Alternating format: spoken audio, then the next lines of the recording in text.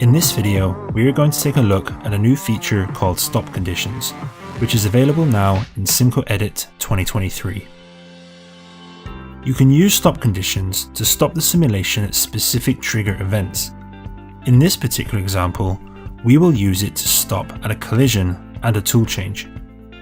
More specifically, users can now determine whether the collision trigger will stop at a rapid into stock, if the holder collides with the stock, or if the tools and models come into contact, causing a crash.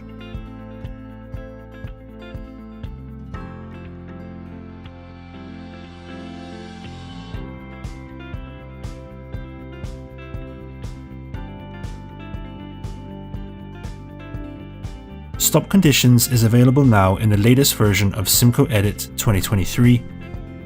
For further information, please contact CIMCO or your local reseller today, or visit our website, cimco.com.